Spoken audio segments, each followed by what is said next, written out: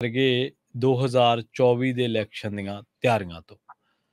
2024 ਦੇ ਇਲੈਕਸ਼ਨ ਦੇ ਲਈ ਵਿਰੋਧੀ ਧਿਰਾਂ ਲਾਮਬੰਦੀ ਕਰ ਰਹੀਆਂ ਨੇ। ਜਿਹੜੇ ਸਿਆਸੀ ਮਾਹਰ ਨੇ, ਤੁਸੀਂ ਜਿਹੜੇ ਹਰ ਰੋਜ਼ ਗੁਣਾਗਣਿਤ ਕਰਦੇ ਹੋ ਇਹਨਾਂ ਚੀਜ਼ਾਂ ਦਾ, ਘਟਨਾਵਾਂ ਦਾ, ਕਿ ਕੀ ਹੋਇਆ, ਕਿਹਦੇ ਪਲੜੇ 'ਚ ਕਿੰਨੇ ਵੱਟੇ ਪਏ ਨੇ ਤੇ ਕੀ ਬਣ ਰਿਹਾ ਤੇ ਕੀ ਵਿਗੜ ਰਿਹਾ, ਉਹਨਾਂ ਤੋਂ ਹੀ ਪਤਾ ਲੱਗਦਾ ਕਿ ਵੱਖ-ਵੱਖ ਸਮੀਕਰਨਾਂ ਦੇ ਨਾਲ ਇਹਨਾਂ ਨੂੰ ਦੇਖਿਆ ਜਾ ਰਿਹਾ। ਕੋਈ ਕਹਿੰਦਾ ਕਿ ਟਾਕਰਾ ਹੋਊਗਾ, ਕੋਈ ਕਹਿੰਦਾ ਕਿ ਫਲਾਂ ਬੰਦਾ ਭੱਜ ਗਿਆ, ਫਲਾਂ।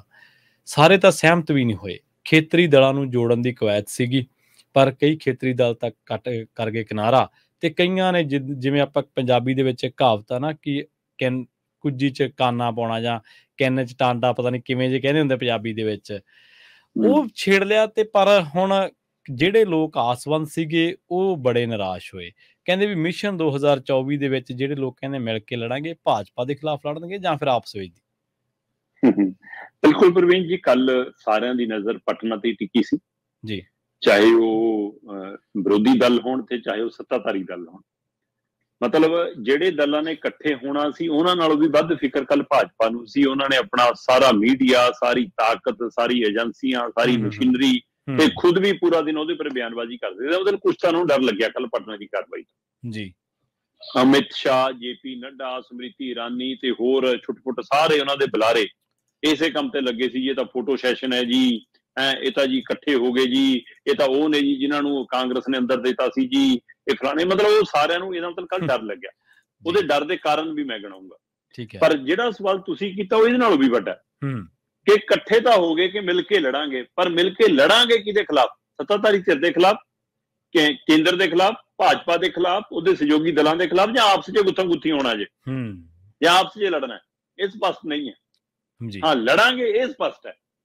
ਕੱਲ ਪਟਨਾ ਦੇ ਵਿੱਚ ਨਤੀਸ਼ ਕੁਮਾਰ ਹੋਰਾਂ ਦੀ ਅਗਵਾਈ ਹੇਠ ਜਾਂ ਨਤੀਸ਼ ਕੁਮਾਰ ਹੋਰਾਂ ਦੀ ਮਿਹਨਤ ਸਦਕਾ ਇਹ ਇਕੱਠ ਹੋਇਆ। ਠੀਕ ਹੈ। ਉਹਨਾਂ ਦੀ ਨਿੱਜੀ ਪਹੁੰਚ ਸਦਕਾ ਉਹਦੇ ਵਿੱਚ ਮਮਤਾ ਬੈਨਰਜੀ ਦਾ ਬਹੁਤ ਵੱਡਾ ਯੋਗਦਾਨ।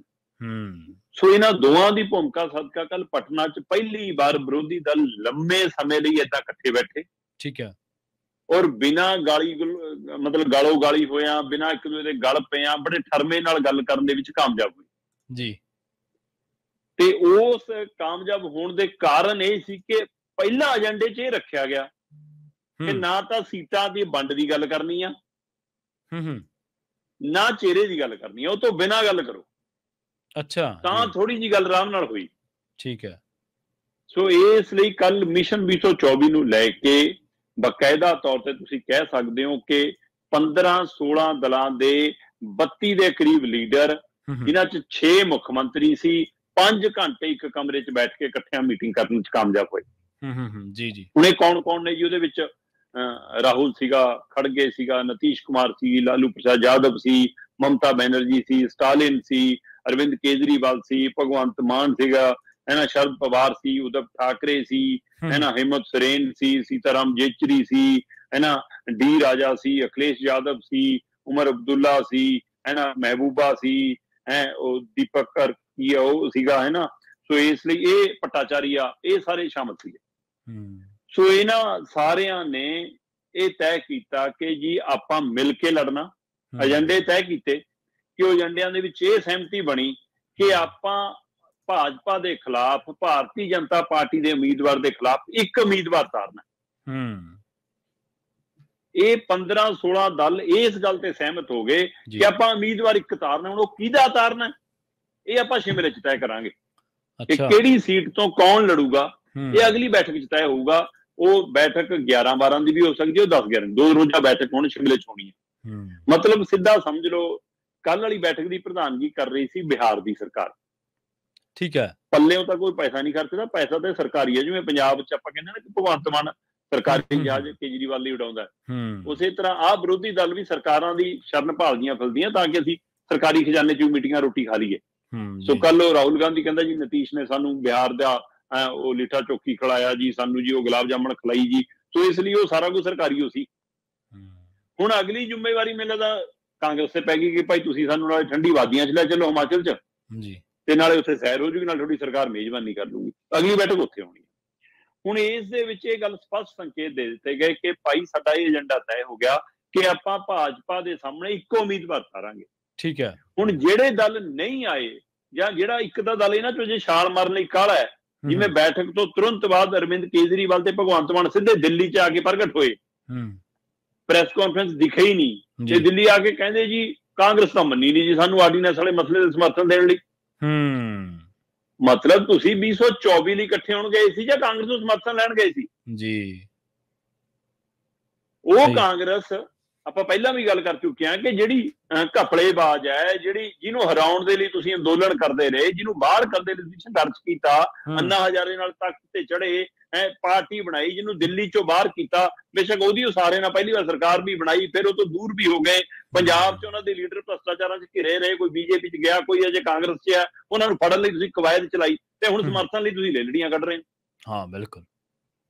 ਤੇ ਉੱਥੇ ਅੰਦਰ ਵੀ ਇਹੀ ਮਤਲਬ ਕਿ ਰੇੜਕਾ ਪਾ ਕੇ ਰੱਖਿਆ ਕਿ ਨਾ ਜੀ ਪਹਿਲਾਂ ਕਾਂਗਰਸ ਨੂੰ ਮਨਾਓ। ਸੋ ਇਸ ਲਈ ਇਸ ਮਸਲੇ ਤੇ ਉਹ ਤਾਂ ਦਿੱਲੀ ਆ ਕੇ ਜੀ ਆਪਣੇ, ਹੁਣ ਇਹ ਵਿੱਚ ਰਹਿਣਗੇ ਜਾਂ ਨਹੀਂ ਰਹਿਣਗੇ ਜੇ ਪਤਾ ਨਹੀਂ। ਅਕਾਲੀ ਗਏ ਨਹੀਂ, ਚਟਾਲੇ ਗਏ ਨਹੀਂ, ਅਕਾਲੀਆਂ ਦਾ ਸਪਸ਼ਟ ਹੈ ਜਿੱਥੇ ਕਾਂਗਰਸ ਹੈ ਉੱਥੇ ਸਾਡਾ ਕੀ ਕੰਮ। ਚਟਾਲੇ ਕਹਿੰਦੇ ਕਿ ਅਸੀਂ ਕੀ ਕਰੀਏ ਜੀ, ਜੇ ਕੱਲ ਨੂੰ ਜਜਪਾ ਨਾਲ ਟੁੱਟ ਗਈ ਬੀਜੇਪੀ ਦੀ ਖਬਰ ਹੈ, ਸਾਨੂੰ ਨਾ ਜਾਣਾ ਪੈ ਜਾਵੇ ਜੀ, ਤੇ ਜਜਪਾ ਨਾ ਆਈ ਤਾਂ ਜੇ ਕੱਲ ਨੂੰ ਕਾਂਗਰਸ ਦਾ ਘਾਟਾ ਵਾਧਾ ਹੋਇਆ ਖਬਰ ਅਸੀਂ ਉਹਦਾ ਪੂਰਾ ਕਰ ਦਈਏ। ਇਸ ਲਈ ਅਗਲੇ ਦੋ ਹੱਥਾਂ 'ਚ ਲੱਡੂ ਰੱਖਣਾ ਚਾਹੁੰਦੇ, ਕਹਿੰਦੇ ਅਸੀਂ ਕਾਹਨੂੰ ਜਾਣਾ। ਓਵੈਸੀ ਜਿਹੜਾ ਸਭ ਤੋਂ ਵੱਧ ਬੀਜੇਪੀ ਦੇ ਖਿਲਾਫ ਪ੍ਰਚਾਰ ਕਰਦਾ, ਉਹ ਕਹਿੰਦਾ ਨਾ ਜੀ ਮੈਂ ਨਹੀਂ ਇਹਨਾਂ ਨਾਲ ਜਾਂਦਾ, ਫਿਰ ਕਿਹਦਾ ਕੰਮ ਕਰਦਾ ਭਾਈ ਉਹ। ਤੋ ਇਸ ਲਈ ਇਹ ਸਾਰੇ ਪਹਿਲੂ ਵੀ ਉਹਨਾਂ ਨੇ ਵਿਚਾਰੇ, ਪਰ ਇਹ ਸਭ ਦੇ ਬਾਵਜੂਦ ਇਹਨਾਂ 15 ਦਲਾਂ ਦੇ 32 ਲੀਡਰਾਂ ਦੇ ਇਕੱਠੇ ਹੋਣ ਨਾਲੇ ਕੇਂਦਰ ਨੂੰ, ਭਾਜਪਾ ਨੂੰ, RSS ਨੂੰ ਤਰੇਲੀਆਂ ਜ਼ਰੂਰ ਆ ਗਈਆਂ ਪ੍ਰਵੀਨ ਜੀ। ਉਹਦਾ ਕਾਰਨ ਮੈਂ ਗਿਣਾ ਦਿੰਦਾ ਜੀ। ਇਹਨਾਂ 15 ਦਲਾਂ ਕੋਲ ਵਿਧਾਨ ਸਭਾ ਦੀਆਂ ਜੇਕਰ ਗੱਲ ਕਰਾਂ ਤਾਂ 42% ਸੀਟਾਂ ਨੇ। ਠੀਕ ਹੈ, 15 ਦਲਾਂ ਕੋਲੇ ਆ, ਅਜੇ ਹੋਰ ਬੀਜੇਪੀ ਦੇ ਵਿਰੋਧੀ ਦਲ ਪਏ ਨੇ। ਇਹਨਾਂ 15 ਦਲਾਂ ਕੋਲੇ 42% ਵਿਧਾਨ ਸਭਾ ਦੀਆਂ ਸੀਟਾਂ ਨੇ ਤੇ 26% ਲੋਕ ਸਭਾ ਦੀਆਂ ਸੀਟਾਂ ਹੈਗੀਆਂ ਨੇ ਇਹ 15 ਦਲਾਂ ਕੋਲ ਜੀ। ਸੋ ਆਹ ਲਓ, ਜਿਹੜੇ 15 ਦਲ ਇਕੱਠੇ ਹੋਏ, ਇਹਨਾਂ ਦੀ 11 ਸੂਬਿਆਂ 'ਚ ਸਰਕਾਰ ਹੈ ਦੇਸ਼ 'ਚ। ਠੀਕ ਹੈ, ਇਹਦਾ ਮਤਲਬ ਇੰਨੇ ਕਮਜ਼ੋਰ ਵੀ ਨਹੀਂ ਗਏ ਜਿੰਨੀ ਬੀਜੇਪੀ ਸਮਝਦੀ ਹੈ ਨਾ, ਜਾਂ ਦਿਖਾਉਣ ਦੀ ਕੋਸ਼ਿਸ਼ ਕਰਦਾ ਉਹਨਾਂ ਦਾ ਸੋ ਕਾਲਡ ਖੇਤਰੀ ਮੀਡੀਆ, ਸਰਕਾਰੀ ਮੀਡੀਆ ਹੈ ਨਾ, ਜਾਂ ਨੈਸ਼ਨਲ ਮੀਡੀਆ, ਜਿਹੜਾ ਮੀਡੀਆ ਉਹਨਾਂ ਨੇ ਕੰਟਰੋਲ ਕੀਤਾ ਉਹ ਮੀਡੀਆ ਜਿਵੇਂ ਦਿਖਾਉਣ ਦੀ ਕੋਸ਼ਿਸ਼ ਕਰਦਾ। ਇਹਦਾ ਮਤਲਬ 11 ਸੂਬਿਆਂ 'ਚ ਜਿਹਨਾਂ ਦੀ 15 ਪਾਰਟੀਆਂ ਨੇ, 11 ਸੂਬਿਆਂ 'ਚ ਸਰਕਾਰ ਹੈ ਜੀ। ਕਿੰਨੀਆਂ ਸਰਕਾਰਾਂ ਬਾਹਰ ਫਿਰਦੀਆਂ। ਸੋ ਇੱਥੋਂ ਦਾ ਇਹਦਾ ਮਤਲਬ ਤਾਕਤ ਤਾਂ ਹੈ। ਫਿਰ ਦੂਸਰੇ ਪਾਸੇ ਆ ਜਾਓ, ਇਹ ਇਹਨਾਂ ਦੀ ਕਹਿੰਦੇ ਜਿਹੜੇ ਸੂਬੇ ਨੇ ਵੱਖੋ ਵੱਖ 4123 ਵਿਧਾਨ ਸਭਾ ਸੀਟਾਂ ਦੇ ਵਿੱਚੋਂ ਇਹਨਾਂ ਕੋਲ 1717 ਵਿਧਾਨ ਸਭਾ ਸੀਟਾਂ ਨੇ। ਠੀਕ ਹੈ, 4000 ਦੇ ਵਿੱਚੋਂ ਸਮਝ ਲਓ 1700 ਦੇ ਕਰੀਬ ਸੀਟਾਂ ਇਹਨਾਂ ਕੋਲ ਨੇ। ਅੱਛਾ, ਸੋ ਇਹਦਾ ਮਤਲਬ ਇਹ ਕਹਿੰਦੇ ਜੀ 42% ਬਣਦੀਆਂ ਨੇ, 42% ਵਿਧਾਨ ਸਭਾ ਸੀਟਾਂ ਹੈਗੀਆਂ। ਇਸੇ ਤਰ੍ਹਾਂ 2019 ਦੀਆਂ ਲੋਕ ਸਭਾ ਚੋਣਾਂ ਦੇ ਵਿੱਚ ਇਹਨਾਂ ਪਾਰਟੀਆਂ ਨੇ 142 MP ਜਿੱਤੇ ਨੇ, ਇਹਨਾਂ 15 ਪਾਰਟੀਆਂ ਦੇ 142 ਮੈਂਬਰ ਪਾਰਲੀਮੈਂਟ ਜਿੱਤੇ ਹੋਏ ਨੇ ਇਹਨਾਂ ਦੇ। ਤੇ ਜਦੋਂ ਆਪਾਂ ਗੱਲ ਕਰੀ 2019 ਚ ਜਿੱਥੇ ਵੀ ਲੜੇ, ਉਹਦੇ ਬਾਵਜੂਦ ਵੀ ਅੱਜ ਦੀ ਤਰੀਕ ਚ ਜੇ ਇਕੱਠੇ ਲੜਦੇ ਨੇ ਤਾਂ ਅੰਕੜਾ ਕਿੱਥੇ ਜਾ ਸਕਦਾ, ਇਹੀ ਤਾਂ ਆਪਾਂ ਗੱਲ ਕਰ ਰਹੇ ਹਾਂ ਨਾ ਜੀ। ਤੇ ਇਸ ਲਈ ਅੱਜ 26% ਇਹਨਾਂ ਕੋਲ ਮੈਂਬਰ ਪਾਰਲੀਮੈਂਟ ਨੇ, ਅੱਡੋ ਅੱਡ ਲੜ ਕੇ ਵੀ। ਹੁਣ ਜੇਕਰ ਵੋਟਾਂ ਤੇ ਆ ਜਾਵਾਂ ਮੈਂ, ਪਿਛਲੇ ਸਾਲ ਲੋਕ ਸਭਾ ਚੋਣਾਂ ਦੇ ਦੌਰਾਨ ਕਾਂਗਰਸ ਨੂੰ 12 ਕਰੋੜ ਵੋਟ ਪੈਂਦੀ ਹੈ। ਠੀਕ ਹੈ, ਭਾਜਪਾ ਨੂੰ 23 ਕਰੋੜ ਵੋਟ ਪੈਂਦੀ ਆ। ਠੀਕ ਹੈ, ਮਤਲਬ ਲਗਭਗ ਆਮ ਆਦਮੀ ਲਗਭਗ ਕਾਂਗਰਸ ਨਾਲੋਂ ਬੀਜੇਪੀ ਨੂੰ ਦੁੱਗਣੀ ਵੋਟ ਪਈ ਆ। ਇਸ ਲਈ ਕਾਂਗਰਸ ਨੂੰ ਵੀ ਸ਼ੀਸ਼ਾ ਦਿਖਦਾ ਹੈ ਕਿ ਸਾਡਾ ਕੱਲਿਆਂ ਤੁਰ ਕੇ ਨਹੀਂ ਕੁਝ ਬਣਨਾ ਜੀ। ਇਹ ਜ਼ਿਆਦਾਤਰ ਦਲ ਇਹਨਾਂ ਚੋਂ ਕਿੰਨੇ ਕਾਂਗਰਸ ਚੋਂ ਨਿਕਲ ਕੇ ਬਣੇ ਹੋਏ ਨੇ, ਚਾਹੇ ਸ਼ਰਦ ਪਵਾਰ ਨੂੰ ਦੇਖ ਲਓ, ਚਾਹੇ ਮਮਤਾ ਨੂੰ ਦੇਖ ਲਓ, ਹੈ ਨਾ। ਸੋ ਇਸ ਲਈ ਇਹਨਾਂ ਨੂੰ ਇਹ ਲੱਗਦਾ ਕਿ ਉਹਨਾਂ ਨੂੰ ਨਾਲ ਲਿਆਉਣ ਦੀ ਲੋੜ ਆ। ਕਾਂਗਰਸ ਨੂੰ ਪਿਛਲੇ ਸਾਲ ਪਈਆਂ 12 ਕਰੋੜ ਵੋਟਾਂ, ਬੀਜੇਪੀ ਨੂੰ ਪਈਆਂ 23 ਕਰੋੜ ਵੋਟਾਂ। ਕਾਂਗਰਸ ਨੂੰ 55 ਸੀਟਾਂ ਆਈਆਂ 12 ਕਰੋੜ ਦੇ ਵੋਟਾਂ ਨਾਲ, ਬੀਜੇਪੀ ਨੂੰ 23 ਕਰੋੜ ਦੇ ਨਾਲ ਆਈਆਂ 303 ਸੀਟਾਂ। ਇਹ ਸੀਟ ਮੈਨੇਜਮੈਂਟ ਵੀ ਹੈ। ਬਿਲਕੁਲ ਸੀਟ ਮੈਨੇਜਮੈਂਟ। ਪਰ ਦੂਸਰਾ ਪਹਿਲੂ ਜਿਹੜਾ ਇਹਦਾ ਇੱਕ ਹੋਰ ਪਹਿਲੂ ਹੈ, ਜਿਹੜਾ ਕਹਿੰਦਾ ਕਿ ਤਰੇਲੀਆਂ ਕਿਉਂ ਆਈਆਂ ਬੀਜੇਪੀ ਨੂੰ, ਕਿਉਂ ਸਮ੍ਰਿਤੀ ਇਰਾਨੀ, JP ਨੱਡਾ ਤੇ ਅਮਿਤ ਸ਼ਾਹ ਕੱਲ ਸਾਰਾ ਦਿਨ ਇਸ ਬੈਠਕ ਨੂੰ ਕੁਛ ਨਾ ਕੁਛ ਟਿੱਪਣੀਆਂ ਕਰਦੇ ਰਹੇ। ਪ੍ਰਵੀਨ ਜੀ, ਜਦੋਂ ਮੈਂ 15 ਪਾਰਟੀਆਂ ਦਾ ਜੋੜ ਦੇਖਦਾ, ਅੱਛਾ ਮੈਂ 2019 ਚ ਅੱਡੋ ਅੱਡ ਲੜਿਆਂ ਦੇ ਹਵਾਲੇ ਨਾਲ ਗੱਲ ਕਰ ਰਿਹਾ, ਤਾਂ ਕਾਂਗਰਸ ਦੀਆਂ 12 ਕਰੋੜ ਵੋਟਾਂ ਤੇ ਬਾਕੀ 14 ਦਲਾਂ ਦੀਆਂ ਵੋਟਾਂ ਮਿਲਾ ਕੇ 22 ਕਰੋੜ 3 ਲੱਖ ਵੋਟਾਂ ਬਣਦੀਆਂ ਜਮਾਂ ਨੇੜੇ। ਬਿਲਕੁਲ ਇੱਕ ਪਾਸੇ 22 ਕਰੋੜ 3 ਲੱਖ ਤੇ ਦੂਏ ਪਾਸੇ 23 ਕਰੋੜ ਜੀ ਇਹ ਤਰੇਲੀਆਂ ਦਾ ਕਾਰਨ ਕਿ ਜੇ ਇਕੱਠੇ ਹੋਏ ਤਾਂ ਸਾਨੂੰ ਮਾਤ ਦੇ ਸਕਦੇ ਆ। ਤੇ ਇਹ ਸਭ ਦੇ ਵਿੱਚ ਰਾਹੁਲ ਗਾਂਧੀ ਨੇ ਸੰਕੇਤ ਦਿੱਤਾ, ਕਿਉਂਕਿ ਕਾਂਗਰਸ ਸੋਚਦੀ ਹੈ ਕਿ 543-45 ਜਿਹੜੀਆਂ ਕੁੱਲ ਸੀਟਾਂ ਨੇ ਅਸੀਂ ਉਹਨਾਂ ਚੋਂ ਘੱਟੋ ਘੱਟ 300 ਤੇ ਲੜੀਏ ਜੀ। ਤੇ ਮੈਂ ਕੱਲ ਵੀ ਗੱਲ ਕਰ ਰਹੀ ਸੀ ਕਿ ਮਮਤਾ ਇੱਕ ਕਾਗਜ਼ ਚੱਕੀ ਫਿਰਦੀ ਆ, ਉਹ ਕਹਿੰਦੀ ਆ ਨਾ 220 ਤੇ ਰੱਖਣਾ ਇਹਨਾਂ ਨੂੰ। ਤੇ ਪਰ ਪ੍ਰੈਸ ਕਾਨਫਰੰਸ ਤੇ ਰਾਹੁਲ ਨੇ ਕਿਹਾ ਕਿ ਸੀਟ ਬਟਵਾਰੇ ਤੇ ਅਜੇ ਕੋਈ ਸਹਿਮਤੀ ਤਾਂ ਨਹੀਂ ਬਣੀ, ਕਿਉਂਕਿ ਅਸੀਂ ਅਜੇ ਇਸ ਗੱਲ ਤੇ ਆਏ ਨਹੀਂ ਇਸ ਏਜੰਡੇ ਤੇ ਜੀ। ਪਰ ਕਹਿੰਦੇ ਕਿ ਉਹ ਕਹਿੰਦਾ ਕਿ ਉਦਾਰ ਹੋ ਕੇ ਚੱਲਣਾ ਪੈਣਾ ਜੇ ਬੀਜੇਪੀ ਨੂੰ ਹਰਾਉਣਾ ਹੈ, ਤਾਂ ਮਤਲਬ ਉਹ ਮਾਨਸਿਕ ਤੌਰ ਤੇ ਤਿਆਰ ਹੈ ਜੀ ਜੀ ਕਿ ਜੇ ਸੀਟਾਂ ਘੱਟ ਵੀ ਮਿਲੀਆਂ ਤਾਂ ਕੋਈ ਗੱਲ ਨਹੀਂ, ਪਰ ਇਹ ਹੈ ਕਿ ਇਸ ਵਾਰ ਇੱਕ ਵਾਰ ਬੀਜੇਪੀ ਨੂੰ ਬਾਹਰ ਕਰਨਾ ਇਸ ਏਜੰਡੇ ਨਾਲ। ਸੋ ਇਸ ਲਈ ਇਹਦੇ ਵਿੱਚ ਅਜੇ ਦੇਖਣ ਵਾਲੀ ਭੂਮਿਕਾ ਹੋਏਗੀ ਕਿ ਜਿਹੜੇ ਦਲ ਨਹੀਂ ਆਏ ਕਿ ਉਹ ਨਾਲ ਆਉਂਦੇ ਨੇ, ਜਾਂ ਜਿਹੜੇ ਕੱਲ ਨਾਲ ਆ ਕੇ ਵੀ ਅੱਡੋ ਅੱਡ ਬੋਲੀ ਬੋਲਦੇ ਰਹੇ ਕਿ ਉਹ ਟਿਕੇ ਰਹਿਣਗੇ ਜਾਂ ਛੱਡ ਕੇ ਜਾਣਗੇ, ਜਾਂ ਜਦੋਂ ਸੀਟ ਵੰਡਣ ਦੀ ਗੱਲ ਆਉਣੀ ਆ ਹੈ ਤਦ ਮਤਲਬ ਕਿ ਕਿਤੇ ਆਪਸੀ ਘਸਮਾਨਤਾ ਨਹੀਂ ਪੈਂਦਾ। ਤੇ ਉਹ ਤੋਂ ਬਾਅਦ ਜਦੋਂ ਚਿਹਰੇ ਤੇ ਆਉਣਾ ਜੀ ਕਿ ਕੀ ਚਿਹਰਾ ਐਲਾਨਣਾ ਨਹੀਂ ਐਲਾਨਣਾ, ਕਿਹਨੂੰ ਐਲਾਨਣਾ, ਕਿਉਂਕਿ ਬਿਨਾਂ ਲਾੜੇ ਦੀ ਬਰਾਤ ਦਾ ਫਿਰ ਹਾਲ ਅਸੀਂ ਦੇਖਦੇ ਆਏ ਆ। ਸੋ ਇਸ ਲਈ ਲਾੜਾ ਵੀ ਤੁਹਾਨੂੰ ਦੇਣਾ ਪੈਣਾ, ਪਰ ਨਤੀਸ਼ ਕਹਿੰਦਾ ਉਹ ਮੈਂ ਹੋਣਾ ਚਾਹੀਦਾ, ਮਮਤਾ ਸੋਚਦੀ ਹੈ ਮੈਨੂੰ ਬਣਾ ਦਿਓ, ਸ਼ਰਦ ਪਵਾਰ ਕਹਿੰਦਾ ਜਾਂਦੀ ਵਾਰੀ ਜੇ ਮੈਨੂੰ ਬਾਹ ਫੜਾ ਦੋ, ਹੈ ਨਾ, ਅਡਵਾਨੀ ਵਾਂਗ, ਤੇ ਇੱਧਰ ਖੜਗੇ ਜੀ ਕਹਿੰਦੇ ਖਬਰਾਂ ਪਾਰਟੀ ਦੇ ਪ੍ਰਧਾਨ ਵਾਂਗ ਮੇਰਾ ਦਾ ਲੱਗ ਜਵੇ, ਰਾਹੁਲ ਗਾਂਧੀ ਕਹਿੰਦਾ ਸਾਰੇ ਗੁਣੂਆ ਮੇਰੇ ਤੇ ਹੀ ਪਾ ਦੇਣ, ਹੈ ਨਾ, ਕੇਜਰੀਵਾਲ ਕਹਿੰਦਾ ਭਾਈ ਮੈਂ ਵੀ ਆ, ਯਾਦ ਕਰੋ ਮੇਰੇ ਕੋਲ ਪੰਜਾਬ ਦੀ ਸਰਕਾਰ ਤੇ ਹੈਲੀਕਾਪਟਰ ਵੀ ਹੈਗਾ।